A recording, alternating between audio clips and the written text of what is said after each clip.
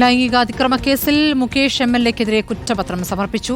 2011-ൽ cinema ചിത്രീകരണത്തിനിടെ ലൈംഗികാതിക്രമം കാട്ടിയെന്ന നടിയുടെ പരാതിയിലാണ് നടപടി. തൃശൂർ വടക്കാഞ്ചേരി സ്റ്റേഷനിൽ രജിസ്റ്റർ ചെയ്ത കേസിലാണ് കുറ്റപത്രം. ആലുവ സ്വദേശിനിയായ നടിയുടെ പരാതിയിൽ നടൻ ഇടവേള ബാബുവിനെതിരെയും കുറ്റപത്രം സമർപ്പിച്ചു. എറണാകുളം നോർത്ത് സ്റ്റേഷനിൽ രജിസ്റ്റർ ചെയ്ത കേസിലാണ് കുറ്റപത്രം.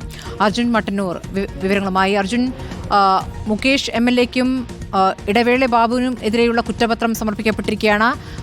ആലുവ സ്വദേശിനിയുടെ പരാതിയിലല്ലേ രണ്ട് കുറ്റപത്രങ്ങളും?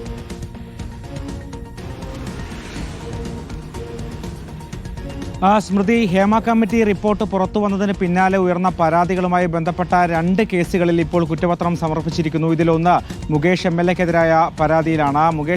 മുകേഷിനെതിരെ 2 പരാതികളാണ് ഉണ്ടായിരുന്നത്. ഒന്ന് മരട് പോലീസ് കേസ് രജിസ്റ്റർ ചെയ്തു. അതിനുശേഷം വടക്കാഞ്ചേരി പോലീസും കേസ് രജിസ്റ്റർ ചെയ്തിരുന്നു. ഇതിൽ വടക്കാഞ്ചേരി പോലീസ് രജിസ്റ്റർ ചെയ്ത കേസിലാണ് ഇപ്പോൾ കുറ്റപത്രം സമർപ്പിച്ചിരിക്കുന്നത്. അതായത് 2011-ൽ സിനിമാ ചിത്രീകരണത്തിനിടെ വടക്കാഞ്ചേരിയിലെ ഒരു ഹോട്ടലിൽ വെച്ച് മുകേഷ് അപമര്യാദയെ പെരുമാറി എന്ന നടിയുടെ പരാതിയിലാണ് കേസെടുത്തത്.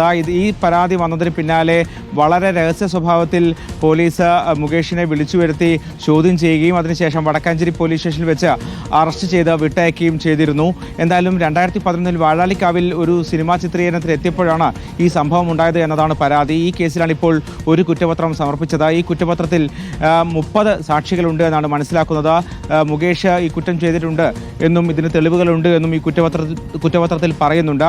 അതോടൊപ്പം തന്നെ മറ്റൊരു കേസിലും ഇപ്പോൾ കുറ്റപത്രം സമർപ്പിച്ചിരിക്കുന്നു. നടൻ ഇടവേള ബാബുവിനെതിരെ ആലുവ സ്വദേശിനിയായ നടിയുടെ പരാതിയിൽ എടുത്ത കേസിലാണ് ഇപ്പോൾ കുറ്റപത്രം സമർപ്പിച്ചിരിക്കുന്നത്. താരസംഘടനയായ AMMA-യിൽ അംഗത്വം നൽകാമെന്ന വാഗ്ദാനം ചെയ്ത ഫ്ളാറ്റിലേക്ക് വിളിച്ചു വരുത്തി പീഡിപ്പിക്കാൻ ശ്രമിച്ചു എന്നതാണ് ഈ പരാതി. ഈ പരാതിയിലും ഇപ്പോൾ കുറ്റപത്രം സമർപ്പിച്ചിരിക്കുന്നു. ഈ കേസിലും 40 സാക്ഷികളാണ് ഉള്ളത്. നേരത്തെ എറണാകുളം നോർത്ത് പോലീസ് സ്റ്റേഷനിലാണ് ഈ കേസ് രജിസ്റ്റർ ചെയ്തത്. അതിനുശേഷം ഈ കേസുകളൊക്കെ തന്നെ പ്രത്യേക അന്വേഷണ സംഘം ഏറ്റെടുക്കുകയും പിന്നീട് അന്വേഷണം നടത്തുകയുമായിരുന്നു. നേരത്തെ സംവിധായകൻ രഞ്ജിത്തിനെതിരായ കേസിലും ഇത്തരത്തിൽ കുറ്റപത്രം സമർപ്പിച്ചിരുന്നു. എന്തായാലും നിരവധി കേസുകൾ രജിസ്റ്റർ ചെയ്തിരുന്നു. ഇതിൽ ഓരോ കേസിലും അന്വേഷണം പൂർത്തിയാക്കി ഇപ്പോൾ അന്വേഷണ സംഘം കുറ്റപത്രം സമർപ്പിക്കുകയാണ്.